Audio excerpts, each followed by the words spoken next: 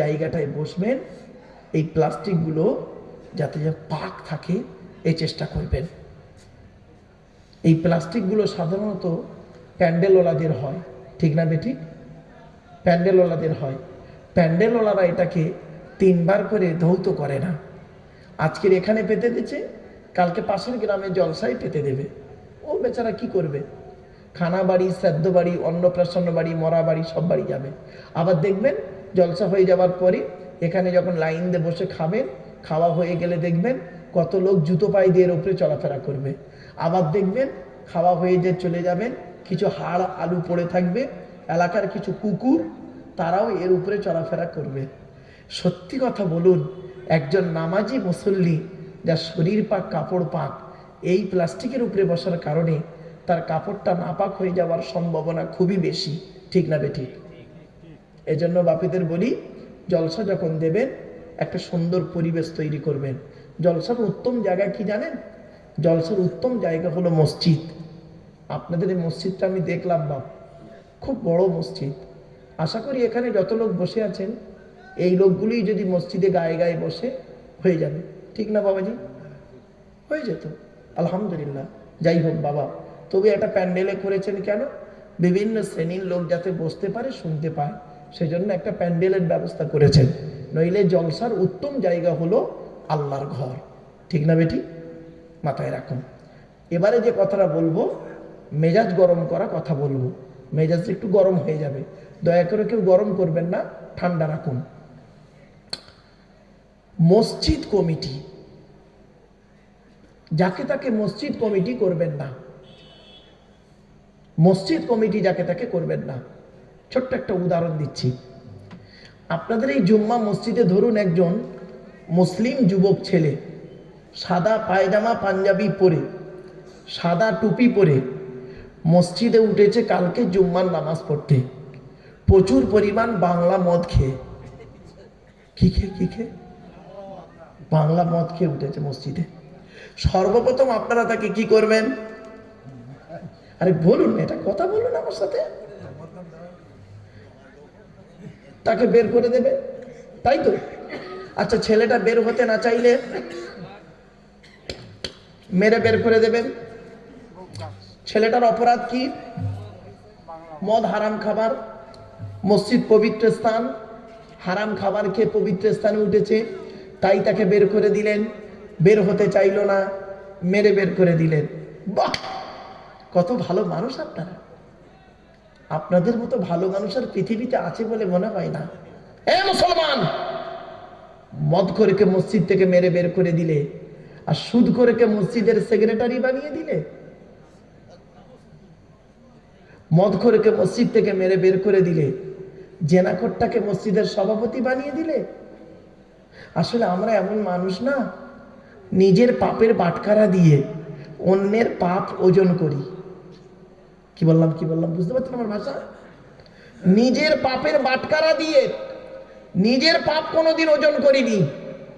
নিজে পাপ করে করে একটা বাটখারা করে, বাটখারা বুঝে তো, বাটখারা করে ফেলেছি। নিজের পাপের বাটখারা দিয়ে অন্যের পাপ ওজন করি। আমরা এমন মানুষ, আমরা এমন মানুষ না।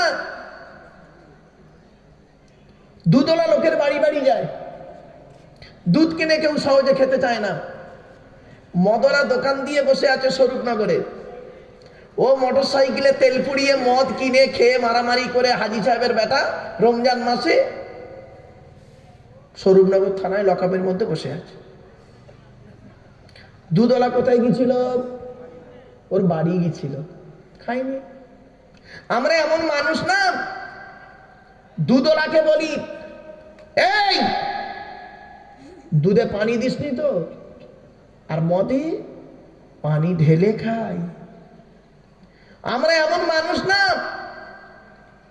100 টাকার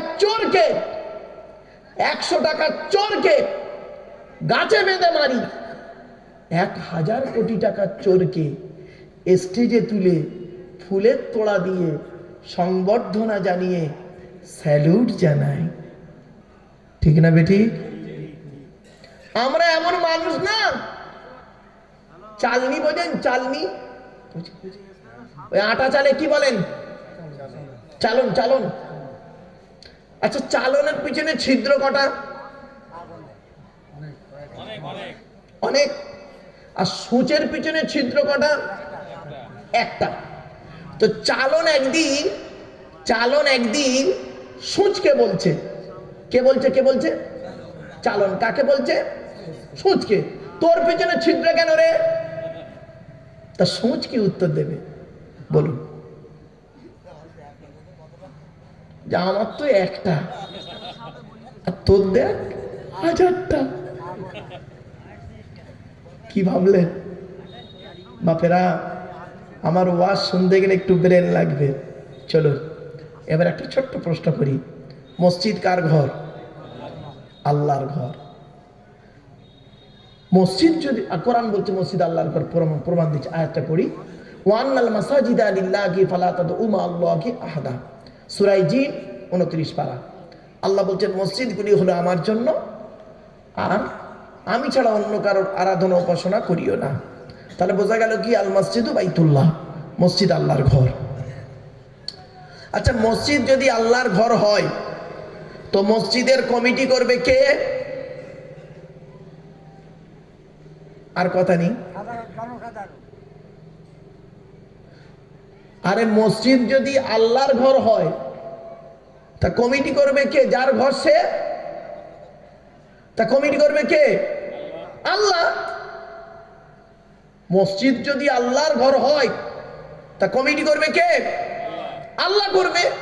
তা আল্লাহই তো কোরআনে মসজিদ কমিটি করে দিয়েছে। আপনাদেরকে বলিনি, মৌলবীরা বলেন, তাই জানেননি। বলবো কি বলুন? শুনে যান আজকে, যাকে তাকে মসজিদ কমিটি করবেন না।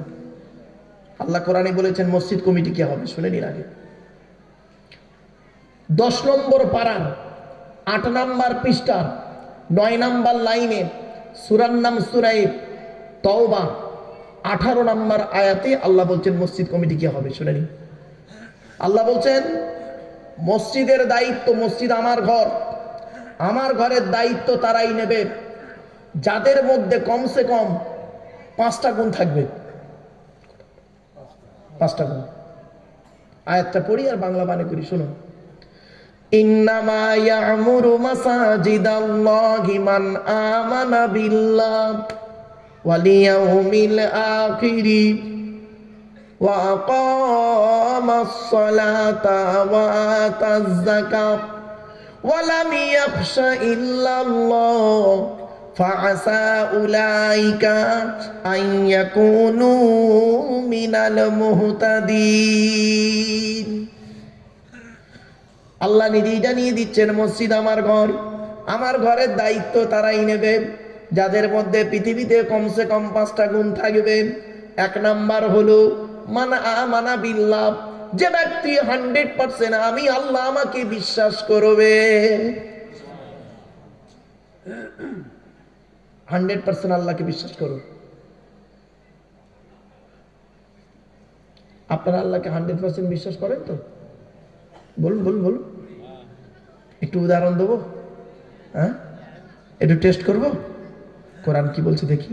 আল্লাহ বলছেন, আমি বলিনি, আল্লাহ বলছেন ফাইদা রাকিবু ফিল ফুলকি দা'াবুল্লাহা মুখলিসিনা লাহুদ্দিন ফালাম্মা নাজ্জাহুম ইলাল বাররি ইযা হুম ইউশরিকুন।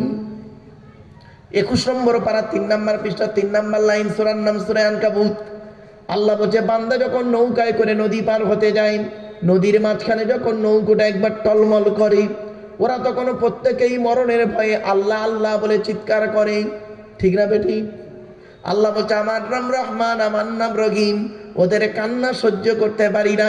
ফালাম্মা নাজ্জাহুম ইলাল বাররি, যখন ওদের ডাঙায় তুলে দিই, ওরা এত বড় মুনাফিক বদমাইশ, যেই ডাঙায় উঠে গেল, ইযা হুম ইউশরিকুন, আমার সঙ্গে শিরক করে আর বলে মাঝি ভালো ছিল বলে বেঁচে গেছি, নইলে মরে যেত।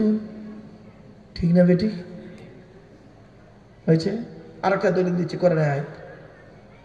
ফাইদা মাসাল ইনসানা দুররু দাআনা লিযামবিহি আও কাইদান আও কাইমাম ফালাম্মা কাশাফনা আনহু দুররাহু মাররাম কাআল্লাম ইয়াদউনা ইলা দুরদিম মাসাম। 11 নম্বর পারা 7 নম্বর পৃষ্ঠা 10 নম্বর লাইন, সূরার নাম সূরা ইউনূসের 12 নম্বর আয়াত। আল্লাহ বলছে মানব জাতিকে আমি যখন কোনো বিপদ আপদ মুসিবত দিই, মানব জাতিকে যখন বিপদ আপদ মুসিবত দিই, ও তখন দাঁড়িয়ে বসে শুয়ে আমার কাছে কাকুতি মিনতি করে কান্নাকাটা করে। আর যেই বিপদ থেকে উদ্ধার করে দিই, এমনভাবে বাজারে বুক ফুলিয়ে চলে, ওর যেন কোনো বিপদ হয়নি। ঠিক না বেটি? এই জন্য আল্লাহ বললেন মান আমানা বিল্লাহ, আমার ঘরের দায়িত্ব ওই ব্যক্তি নেবে যে ব্যক্তি 100% আমাকে বিশ্বাস করবে। 2 নাম্বার ওয়াল ইয়াউমিল আখিরি, কিয়ামতকে 100% বিশ্বাস করতে হবে। কিভাবে বিশ্বাস করবেন? কিছু ভেঙে দিই আপনাদের, এটাকে একটু ভেঙে দিই। আচ্ছা বাপেরা, প্লাস্টিকের উপরে বসে আছেন তো? হ্যাঁ, দেহতে আত্মা আছে তো? বলুন বলুন। দেহতে আত্মা আছে, প্লাস্টিকের উপরে বসে আছেন। আর দেহ থেকে যখন আত্মাটা চলে যাবে, কোথায় যাবে? ওই প্লাস্টিকের নিচেই যাবে, কবরে যাবেন। ওটা ওটা কি নিচেই তো নাকি? এখানে নয়, জাস্ট আমি উদাহরণ দিচ্ছি বোঝার জন্য। তাহলে পার্থক্য কি হলো? উপর আর নিচে। আত্মা নিয়ে দেহ নিয়ে, আত্মাওয়ালা দেহ নিয়ে উপরে আছে, আত্মা ছাড়া দেহটা নিচে যাবেন। পার্থক্য এইটুকু, উপর আর নিচে। মনে রাখবেন, এই জীবন শুরু হয়েছে আমাদের 150 টাকায়, এই জীবন শেষ হবে 1500 টাকায়। বিথারির মানুষ শুনে নিন, এই জীবন শুরু হয়েছে আমাদের 150 টাকায়, এই জীবন শেষ হবে 1500 টাকায়। উদাহরণটা দিই, যেদিন মায়ের পেট থেকে এসেছিলাম, সব থেকে দামি কাপড়টা কে কিনে দিয়েছিল? জন্মদাতা বাপ। কত দাম ছিল বাবা? 1 থেকে 150 টাকা। কাপড়টা নিজে পরতে পারিনি, অন্যেই পরিয়ে দিয়েছিল। আল্লাহ বলছে আব্দুল্লাহিল মারুফ, জীবনের প্রথম কাপড় তুই নিজে পরতে পারলি না, অন্যেই তোকে পরিয়ে দিল। তার দাম ছিল মাত্র 150 টাকা। এই জীবন শুরু হয়েছে তোর 150 টাকায়।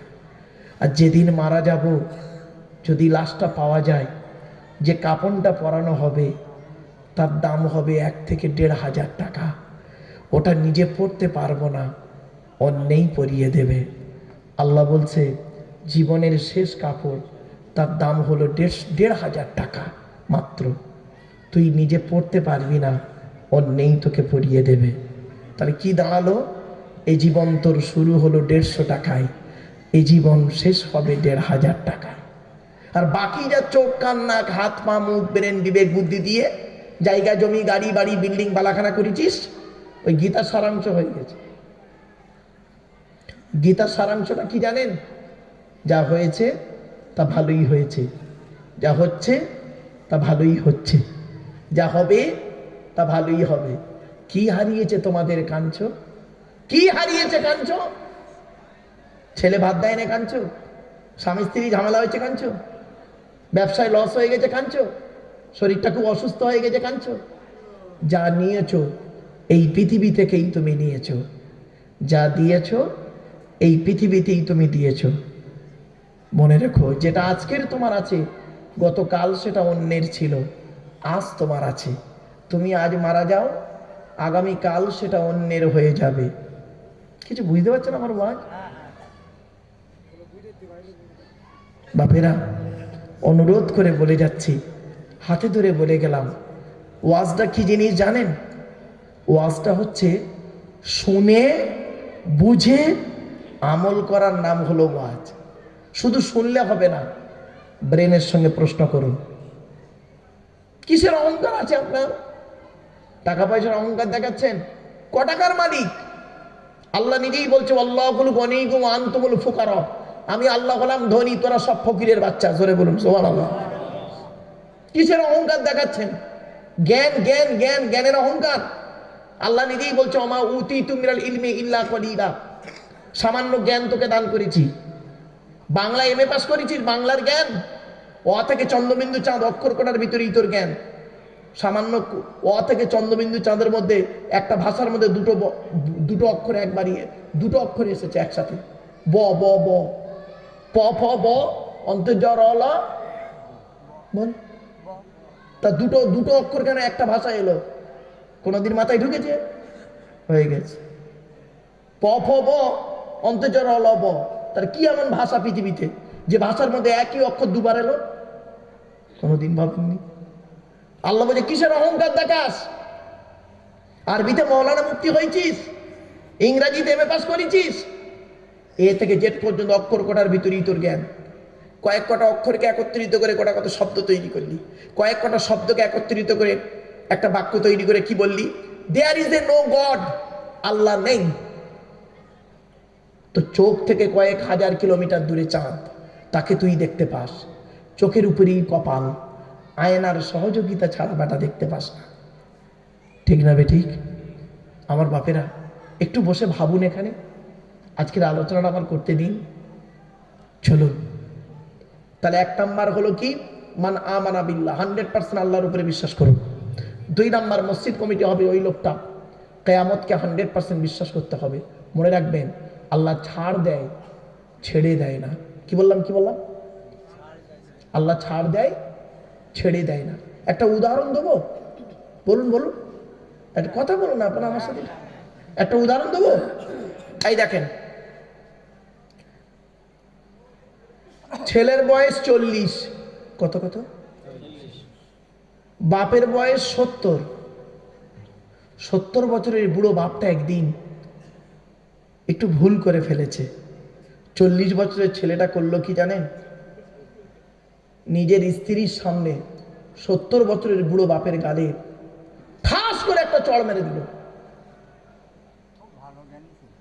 70 বছরের বুড়ো মানুষটা, 70 বছরের বুড়ো মানুষটা ওই চটটা খেয়ে না, বৌমার সামনে মেরেছে তো ছেলে, লজ্জায় কাউকে বলতে পারেনি। মসজিদে গিয়ে মনটা খারাপ করে বসে আছে। আল্লাহ ফেরেশতাদের বলছে, ও কাঁদছে কেন রে? ফেরেশতারা বলছে, আল্লাহ, যে কান্না ডাকটা শোনার জন্য ওই হসপিটালের বারান্দায় বসেছিল, সেই ছেলেটাই ওর গালে চড় মেরেছে বৌমার সামনে, এই জন্য কাঁদছে। আল্লাহ বলে, ওকে কাঁদতে নিষেধ কর, ওর পাওয়ার দিয়েছে, ও নিজেও জানে না। আমি দিয়েছি পাওয়ার কোরআনে, আমার নবী দিয়েছে ওদের পাওয়ার, বাম্মা নিজেই জানে না বাম্মার কি পাওয়ার। দাঁড়ান একটু ধৈর্যের পরিচয় দিন। তো লোকটা কি করলো, কিছুক্ষণ কেঁদে মনটা খারাপ করে বাড়ি চলে এলো। 2 মাস পর স্ট্রোকে লোকটা মারা গেল। ছেলে করলো কি, জানাজা নামাজ টামাজ পড়িয়ে টড়িয়ে 2 বছর দোয়া ফোয়া করে টোরে 2 বছর পরে বাপের কথা ভুলে গেছে, হয়ে গেল, ব্যাস শেষ। 40 বছর পর, কত বছর? ছেলের বয়স তখন কত হবে? এই 80 বছরের বুড়ো, এ 4 বার হজ করেছে, 6 বার ওমরা করেছে। এর 4টে ছেলে। ছোট ছেলেটা না একটু ক্যাড়াক টাইপের, মানে মেজাজ গরম। হঠাৎ একদিন করেছে কি, ছোট ছেলেটা ছোট বৌমার সামনে হাজি সাহেবের সঙ্গে কথা কাটাকাটি হতে ছোট ছেলেটা করেছে কি, হাজি সাহেবের মানে বাপের দাড়িটা ধরে এগালে একটা দিয়ে দিয়েছে। ব্যাস, দিতেই অমনি ডাটা করেছে কি, লজ্জা লেগে গেছিস, বৌমার সামনে আমার গালে চড় মারলো আমার ছেলে। সোজা মসজিদে চলে গেছে, অজু করেছে, 2 রাকাত নামাজ পড়েছে, মোনাজাতে হাত তুলেছে, রব্বানা যালামনা আনফুসানা ওয়া ইল্লাম তাগফির লানা ওয়া তারহামনা লানাকুনান্না মিনাল খাসিরিন।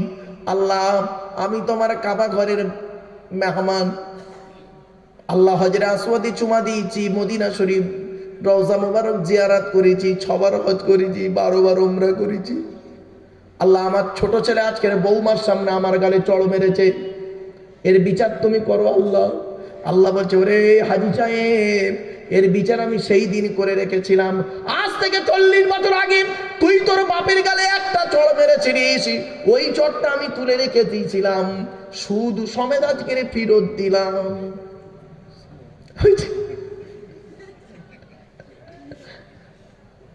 দেখেছেন, বাচ্চাগুলো হাসছে, মানে ওরাও বুঝতে পারছে। এই জন্য বলি, আল্লাহ ছাড় দেয়, ছেড়ে দেয় না। বাপেরা, আলোচনাগুলো করতে দিন। এরপরে আসছি মসজিদ কমিটি হতে গেলে কি হবে? 3 নাম্বার, ওয়াকামাস সালাত, 5 ওয়াক্ত নামাজি হতে হবে। ও বাবা, অনেক মসজিদ কমিটি আছে গো বাবা, 5 ওয়াক্ত নামাজ পড়ে না। শুনেননি একটা কথা বলছি। আচ্ছা বাপেরা, এখন বর্তমানে পৃথিবীতে ইহুদিদের সংখ্যা বেশি না মুসলমানদের সংখ্যা বেশি?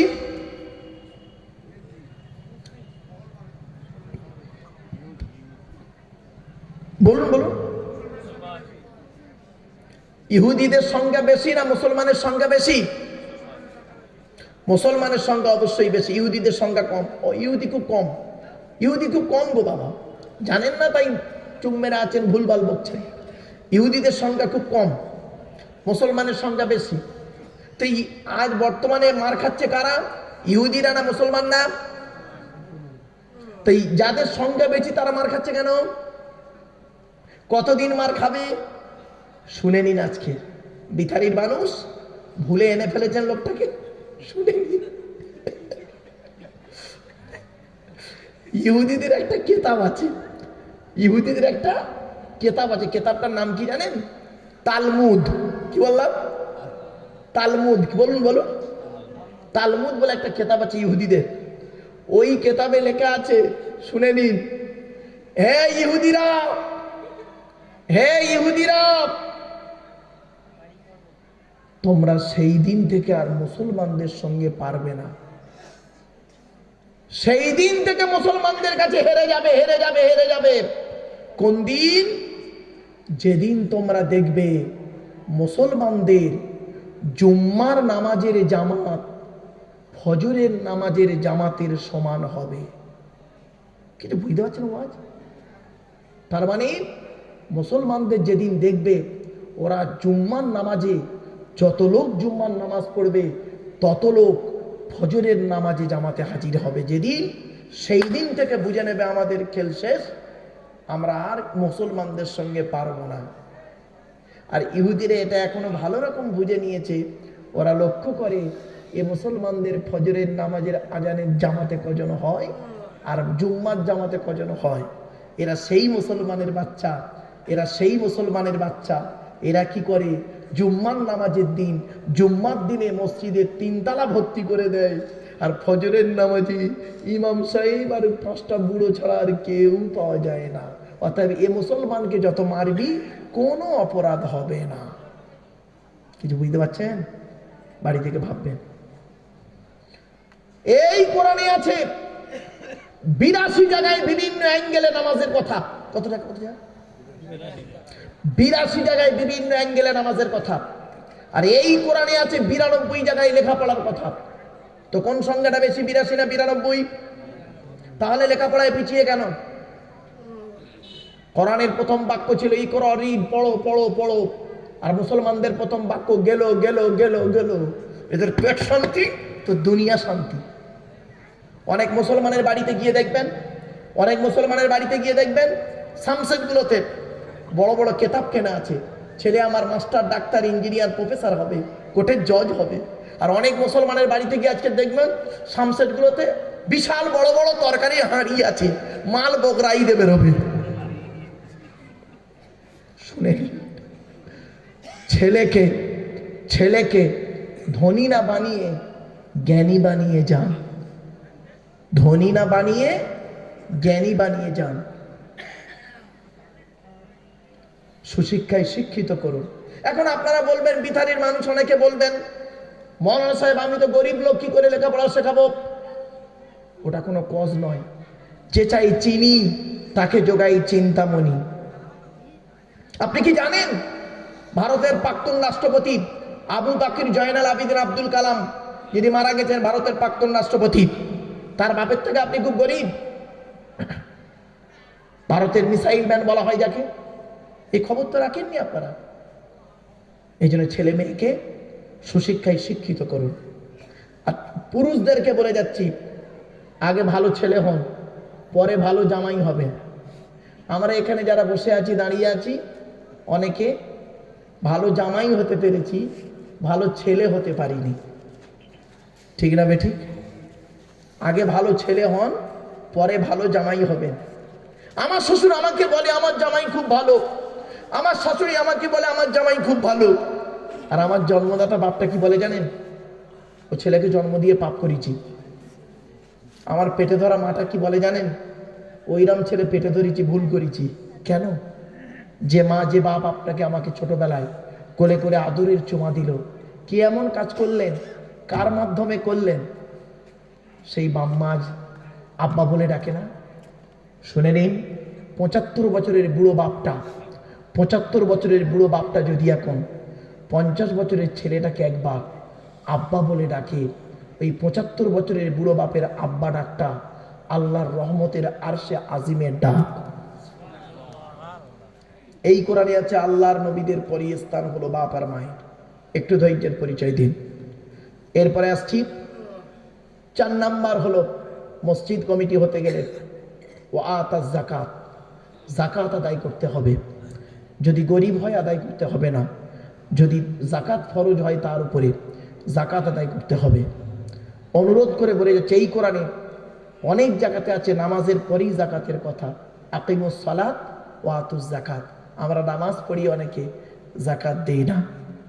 যাকাত না দিলে কি হবে জানেন? ওয়াল্লাযীনা ইয়াকনিজুনা আয-যাহাবা ওয়াল ফিদ্দাতা ওয়া লা ইউনফিকুনাহা ফি সাবিলিল্লাহ ফাবাশশিরহুম বিআযাবিন আলীম। কোরআনের আয়াত সূরা তাওবার মধ্যে আল্লাহ বলেছেন, যারা যাকাত দেয় না তাদের টাকা পয়সা সোনা দানাগুলোকে কিয়ামতের মাঠে আগুনের বেড়ি করে তার গলায় পরিয়ে দেয়া হবে। মা বোনেদেরকে বলে যাচ্ছি, মায়েরা বোনেরা, আপনারা যাকাত আদায় করুন। সোনা দানা ব্যবহার করছেন, যাকাত দিন। যদি না দিয়েছেন, আল্লাহর গজব পাওয়ার জন্য প্রস্তুত হয়ে যান। চলুন শুনে নিন, যাদের বাড়িতে 52.5 ভরি রূপো, 52.5 ভরি রূপো অথবা সেই পরিমাণ মূল্য যদি থাকে তার উপরে যাকাত ফরজ। অথবা কারোর বাড়িতে কোনো রূপো নাই, 7.5 ভরি সোনা রয়েছে আর সেই পরিমাণ মূল্য, যাকাত ফরজ। এখন একটা মজার জিনিস হলো কি জানেন? একজনের বাড়িতে আছে 1 ভরি সোনা, 1 ভরি সোনা আর 10 ভরি রূপো, ওই দুটো মিলে যদি 52.5 ভরি রূপোর মূল্যে হয়, যাকাত ফরজ। তা আমার মনে হয় আপনাদের এই বিথারি গ্রামে যাকাত দেওয়ার লোক সকলেই হয়ে গেছেন কম বেশি। 2 ভরি সোনা 1 ভরি সোনা প্রত্যেক মেয়ের কাছেই আছে, পাওয়া যাবে। প্রত্যেক বাড়িতে 1-2 ভরি সোনা আছে, আর রূপো তো আছেই, নুপুর টুপুর এটা ওটা করে ব্যাস হিসেব করে দেখবেন। কোথা আছেন? সহজে ছাড়া হবে না, সহজে আল্লাহ ছাড়বে না। কবরে শুতে হবে আপনাকে, কবরে শুতে হবে, কবর কাউকে ছাড়বে না, বলে গেলাম আজকে। এই জন্য আল্লাহর ভয় করুন। জলসা দিয়েছেন, জলসায় কি হয় দেখুন, এই জিনিসগুলোকে পরিবর্তন করুন, নিজেকে ভালোর দিকে ফিরে আসুন। পাপ করেছি, হয়ে গেছে। আল্লাহ নিজেই বলছে, তুই পাপ করেছিস, আমি আল্লাহ জানি, আমি আল্লাহ জানি তুই পাপ করেছিস। অমাইয়া আমাল সুআন আও ইয়াজরিম নাফসা, আমি জানি তুই পাপ করেছিস। যে ব্যক্তি পাপ করেছিস তার নফসের উপরে জুলুম করেছিস, আমি জানি। সুম্মা ইস্তাগফিরিল্লাহ, আয় তওবা ইস্তেগফার কর, তওবা ইস্তেগফার কর। করলে কি হবে? ইয়াজিদিল্লাহ গফুরুর রহিমা, আমি আল্লাহ তোদের জীবনের গুনাহগুলো মাফ করে দেবো। আজ আমাদের আলোচনার বিষয়বস্তু কি? আমার আগের ভাই মাওলানা সাহেব ভাই আমার মোমেনের আলোচনা করেছে না বাবা? বলুন না বাবা, একটু কথা বলুন। মোমেন কাকে বলে? সহজে বলে দিচ্ছি, আগে প্রথম 2 মিনিটে বলে নি, তবে ক্লিয়ার করতে পারবো। আগে আমাদের আলোচনার শুরুতেই একটা ছোট্ট টপিকস করে নিচ্ছি। এটি কি? যারা বলুন, কোরআনুল মাজিদ। এটা কার বাণী? আল্লাহর বাণী। যার বাণী তার পরিচয়টা জেনে নিন। প্রথম, যার বাণী তার পরিচয় জানো। আল্লাহর পরিচয় 4টে। কটা? 4টে। তাড়াতাড়ি, আর 1 মিনিট দেওয়া যাবে না, আমার সঙ্গে উত্তর দিয়ে নেবে জব জব। 4টে। আল্লাহ নিজেই বলছেন, কুল, নবী তুমি বলো, হুয়াল্লাহু আহাদ, সে আল্লাহ হলেন একক।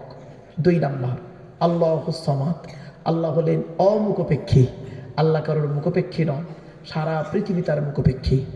3 নাম্বার, লাম ইয়ালিদ ওয়া লাম ইউলাদ, আল্লাহ কাউকে জন্ম দেয়নি, আল্লাহকেও কেউ জন্ম দেয়নি। 4 নাম্বার, ওয়ালাম ইয়াকুল্লাহু কুফুয়ান আহাদ, আল্লাহর সমকক্ষ কেউই নেই। এই হলো কোরআনে আল্লাহর 4টে পরিচয়। আচ্ছা, এই যে সূরাটি পড়লাম, এই সূরাটি আপনাদের অনেকের মুখস্থ নেই, বলুন না। তা আমি আবার পড়লাম কি করতে ভাই? শুনে নিন, কমসে কম 4টে কারণ, কমসে কম 4টে কারণ। কি কি? 1 নাম্বার, এই সূরাটি যে আল্লাহর পরিচয় সেটা জানিয়ে দিলাম। নাম্বার 2, এই সূরাটি আরবি ভাষায় বাংলায় অর্থ করে বলে দিলাম। 3 নাম্বার, এই সূরাটির মধ্যে 4টে ধর্ম বেরিয়েছে, ইসলাম, মুশরিক, ইহুদি আর খ্রিস্টান, 4টে ধর্ম। 4 নাম্বার পয়েন্ট, আল্লাহর নবী বলেন কোন ব্যক্তি যদি কুল হুয়াল্লাহ সূরা 3 বার পাঠ করে, কবার 3 বার যদি কুল হুয়াল্লাহ সূরা পাঠ করেন, ওই ব্যক্তির আমলনামায় 1 খতম কোরআন শরীফ পড়ার সওয়াব আল্লাহ লিখে দেবে। মুসলমানের বাচ্চা, সুবহানাল্লাহ বলতে এত কষ্ট কেন? একবার সুবহানাল্লাহ বলে 10টা নাকি জোরে বল সুবহানাল্লাহ। আরেকটা হাদিস, আল্লাহর নবী একদিন দাঁড়িয়ে আছেন, একজন সাহাবী নবীকে এসে বলছেন, ইয়া রাসূলুল্লাহ, আমি কোরআনকে অত্যন্ত ভালোবাসি, আমি কোরআনকে খুব ভালোবাসি। আল্লাহর নবী বললেন আলহামদুলিল্লাহ। তারপরে সাহাবীটি বলছেন, ইয়া রাসূলুল্লাহ, কোরআনের ভিতরে একটা সূরাকে আমি খুব বেশি ভালোবাসি এবং ওই সূরাটা প্রতিদিন না পড়ে কোনোদিন ঘুমাই না। নবী বললেন সূরাটির নাম বলো। আল্লাহর নবী বললেন, বলার পরে সাহাবী বলছেন, ইয়া রাসূলুল্লাহ, ওই সূরাটির নাম হলো কুল হুয়াল্লাহ সূরা। আল্লাহ রাসূল বলেন, এই কুল হুয়াল্লাহ সূরা বেশি ভালোবাসার কারণে আল্লাহ পাক তোমাকে কিয়ামতের মাঠে নাজাতের ওসিলা করে দেবে। এজন্য রাতে ঘুমানোর সময় অজু করে ঘুমাবেন, রাতে ঘুমানোর সময় অজু করে ঘুমাবেন, কুল হুয়াল্লাহ সূরা পড়ে ঘুমাবেন। মা বোন যারা বক্তব্য শুনছেন শুনে নিন, মেয়েদেরকে বলছি, মা বোনেরা রাতে ঘুমানোর আগে অজু করে নেবেন আর কুল হুয়াল্লাহ সূরা 3 বার পড়বেন। কুল আউযু বিরাব্বিল ফালাক একবার, কুল আউযু বিরাব্বিন নাস একবার, আয়াতুল কুরসি যদি মুখস্থ থাকে পড়বেন, সূরা ফাতিহা একবার পড়বেন, দরুদ শরীফ কয়েকবার পড়ে নিজের গায়ে, স্বামীর গায়ে, ছেলে মেয়ের গায়ে ফুঁক দিয়ে ঘুমাবেন। জেন, ভূত, পরি, জাদু, বান, টোনা কিছুই লাগবে না। জোরে বলুন মুরব্বীদেরও বলে দিচ্ছি, আপনি তো বয়স হয়ে গেছে, 60 বছর বয়স হয়ে গেল, দাড়ি তো সব পেকে গেল, তা আপনি নিজে নাতির গায়ে ফুঁক দিতে পারেন না? লোকের ভরসা করে পড়ে থাকেন, নিজে আমলটা করুন। ইসলাম শেখায়, অপরের উপরে নির্ভরশীল হতে বলেনি। ইসলাম বলে তুমি নিজে চেষ্টা করো, শেখো, আমল করো, এটাই হলো ইসলামের আদর্শ। চলো এবার আসছি, আল্লাহ যুগে যুগে নবী রসুল পাঠিয়েছেন আর যুগে যুগে কেতাব পাঠিয়েছেন। তা আমরা আজকে যে কেতাবের আলোচনা করব, কেতাবটির নাম হলো কোরআনুল মাজিদ। এখন কোরআনের পরিচয়টা দিই। কোরআনের পরিচয় কি? কোরআন আল্লাহর তরফ থেকে জিবরাইলের মাধ্যমে হযরত মুহাম্মদ সাল্লাল্লাহু আলাইহি সাল্লামের উপরে আরবের মক্কা নগরীর নিকটবর্তী একটি গুহাটির নাম হলো হেরা নামক গুহাতে 610 খ্রিস্টাব্দে, কত বললাম, কত 610 খ্রিস্টাব্দে 1 ফেব্রুয়ারি সোমবার, আর আজকের তারিখটা কত ছিল বাবা? 11ই ডিসেম্বর 2025 সাল, বৃহস্পতিবার, তাই তো? আর কোরআন এসেছে 610 সাল 1 ফেব্রুয়ারি সোমবার। আজ বাড়িতে যাবেন, গিয়ে মাইনাস প্লাস করবেন, করলেই পেয়ে যাবেন কতদিন আগে কোরআন নাজিল হয়েছে। আমি পরিষ্কার বলে দিচ্ছি তো।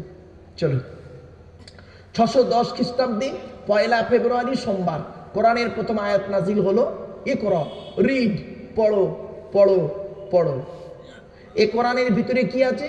30টা পারা, 540টা রুকু, 114টা সূরা, 14 থেকে 15 খানা সাজদা, 7টা মানজিল, 8 থেকে 12 খানা সাক্তা, 6666টা আয়াত, কেউ বলেছেন 6236টা আয়াত, 3,23,215টা অক্ষর।